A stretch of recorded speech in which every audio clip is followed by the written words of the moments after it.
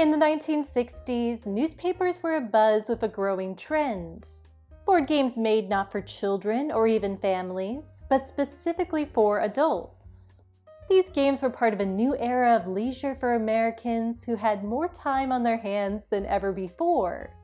This is the story of how more leisure time led to the popularization of new strategy games for adults, and how newcomer 3M went toe-to-toe with some of the biggest game makers in the United States. In the 1960s, Americans were working fewer hours. Thanks to improved technology and higher levels of productivity, they had more free time than ever before, and experts believed this trend would only continue to grow. In a 1964 article, the New York Times reported, 100 years ago, the average work week in the United States was about 70 hours. Today, it is about 40 hours. And experts say that in the next decade or so, it will be cut again. The predictions ranging from 37 hours or thereabouts, down to 20 or even less. Some found the increasing amount of recreation time alarming. What on earth would Americans do with themselves if they were working less? The answer at the time varied from traveling to golfing to bowling, but most Americans were finding new things to do in their own homes. Between 1950 and 1959, the number of households with a television set grew from 5 million to 45.5 million. And homes began devoting more space to the living or family room, emblematic of the more time Americans were spending there. The recreation explosion also meant that consumers were spending more money to fill this new leisure time. In 1950, Americans were spending about $11 billion on recreation. In just a decade, that number had increased to 18 billion. And because of this, many companies began eyeing the leisure time market with increased interest. Among them was the Minnesota Mining and Manufacturing Company, better known today as 3M. At first glance, the leisure market seemed a strange choice for 3M. The company had made its name in sandpaper and pressure-sensitive tape. But that wasn't the only thing 3M made. The company was built on thousands of products and was constantly looking for more. In the early 1960s, a survey showed that sales of board games for adults had an annual growth rate of 8%, which was better than most leisure products. This likely reflected the growing number of consumers who now had an entire room in their homes devoted to leisure and were looking for other ways to use the space aside from watching TV. And so, with essentially no prior experience in the field, 3M decided to take a gamble on marketing board games for adults. In 1964, 3M introduced 4 games nationally: Acquire, a game about investing in hotel chains; Twixt, a connection game described as similar to chess; Owari, a pit and pebble style game; and Flounder, a word game. To distinguish itself from competitors, 3M stayed away from children's games or the usual mainstays of chess and checkers. It described its games as sophisticated and primarily for adults.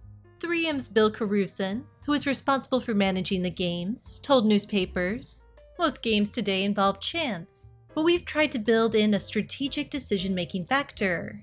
As a result, the majority of 3M's games were based on strategy.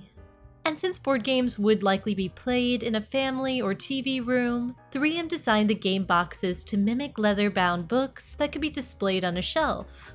Sidney Saxon, a games expert and consultant for 3M, said, "The bookshelf concept is an excellent idea since many games present a real storage problem with odd-shaped boxes. I wish I had thought of it." In a nod to its packaging, 3M branded its new game line, Bookshelf Games. Advertisements told consumers, "If you got a bookshelf, you got a game room with 3M Bookshelf Games." At first, 3M bought ideas for board games through brokers and experts. Among them were the previously mentioned Sidney Saxon, who invented Acquire, and Alexander Randolph, who invented Twixt and adapted Owari from a game that had been played for thousands of years. But soon ideas for new games were pouring in from anywhere and everywhere, to the point where, according to an interview with Bill Caruson, his team at 3M were playing some 1,000 games a year. The challenge was finding games that were distinct from those already on the market. Once 3M found a distinct game idea, the company spent time and money to develop and refine it before testing. College students were paid $1.50 an hour to play the games and determine if they were fun, clear, and challenging before they reached the actual test market. Although games were likely a very minor part of the company's billion-dollar annual sales, 3M was confident enough to make more.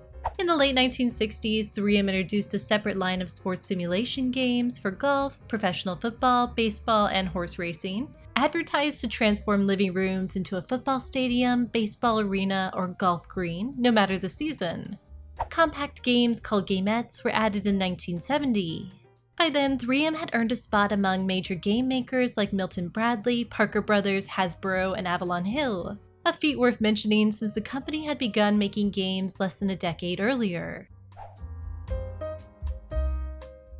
The games we play are often a reflection of the times in which we live, but they can also reflect our interests and aspirations. In the 1800s, games like the Mansion of Happiness and the Checkered Game of Life could be won by living virtuously and avoiding so-called vices and temptations. In the 1930s, popular games required chance to turn your life around or get rich quick. And in the 1960s, when 3M's games were introduced, many games reflected a broader societal desire for upward mobility and escape from the norm. Several of 3M's games reflected that desire by letting consumers take on a persona distinct from themselves and their typical daily lives. From a hotel magnate to a stockbroker to a presidential candidate to a professional athlete.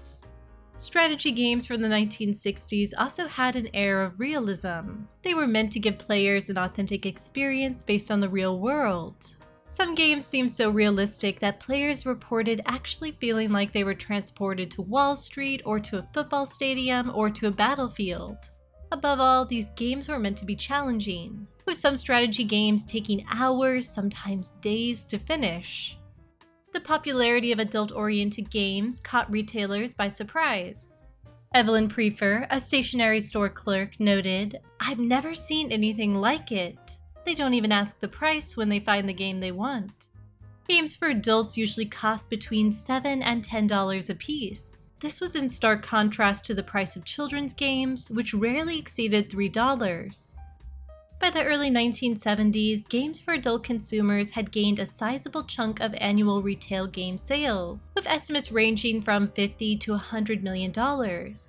3M, Milton Bradley, and Parker Brothers were the leaders in the mass market for adult-oriented games. 3M's games were typically more expensive than its counterparts, but that didn't hurt the company's sales. In fact, as one annoyed competitor stated, 3M had made the big price tag popular. In 1973, most of 3M's games sold between 30,000 and 60,000 copies each year.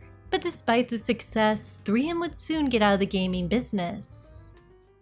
In 1973, an oil embargo coupled with inflation and economic stagnation plunged the United States into a recession, the likes of which Americans hadn't experienced since before World War II. The recession hit 3M and the 40 countries it did business in hard. 3M had long believed that it could keep introducing new products because profits from existing products would support new ones. And so the company wasn't afraid to dip its toes into new and trendy areas of the market, like adult-oriented games. But the recession shook 3M to its core. It resulted in the first cash squeeze in the company's history. And 3M was eager to jettison the trendier parts of the company's business, including its bookshelf games. And so, in 1976, 3M sold off the entirety of its gaming business to competitor Avalon Hill. Founded in the 1950s, Avalon Hill Gaming Company was largely known for its military simulation games. Similar to 3M, these games primarily required strategy, not luck or chance to win. And much like its own games, Avalon Hill was making strategic moves to improve its own fortunes. By acquiring 3M's game business, Avalon Hill added more than 40 games to its line. More importantly, it gained access to 3M's retail distribution network, opening new marketing doors for Avalon Hill's war games, which had been previously shunned by stationery and department stores. As for 3M, the company stated it was selling its games because it didn't fit in with the company's other products.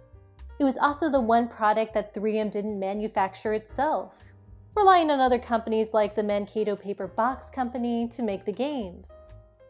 Unlike 3M, Avalon Hill had thrived in the economic downturn. Consumers were being more cautious with their money. They could buy a ticket to a sports game, but if their team lost, that was it. They could instead spend the same amount of money on a board game, and if they didn't like the outcome of the match, they could simply play it again. As Avalon President A. Eric Dott noted, "The recession was very good to us." And with the addition of 3M's line of games, as well as the acquisition of Sports Illustrated's game line, Avalon Hill's business nearly doubled between 1976 and 1977. As a side note, D&D co-creator Gary Gygax actually tried to sell Dungeons & Dragons to Avalon Hill, who rejected the game due to its level of complexity. Perhaps a misplay in the game of corporate growth. Avalon Hill continued to produce several 3M games, including Acquire and Stocks and Bonds, which were even turned into video games in the early 1980s. But Avalon Hill itself was then acquired by Hasbro in 1998, who had already purchased Milton Bradley and Parker Brothers, and would go on to buy the Wizards of the Coast, the owners of Magic the Gathering and Dungeons & Dragons. Under Hasbro, nearly all the remaining 3M games were discontinued, excluding Acquire, which was updated and marketed on Avalon Hill's website through at least mid-September 2020. Although few of 3M's games made it past the 1980s and 1990s, it's worth noting that the concept of bookshelf games is alive and well. A few years ago, I bought games like Scattergories, Life, and Yahtzee, which were packaged to look like books. The broader legacy of 3M's bookshelf games and other games of the 1960s and 1970s is that they helped change the way many consumers and companies thought about games.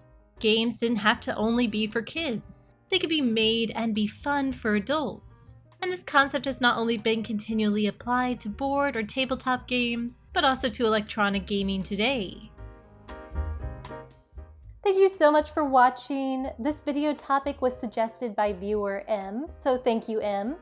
If you like this video and would like to hear me talk about the history of other ordinary things, please consider giving this video a like and subscribing below.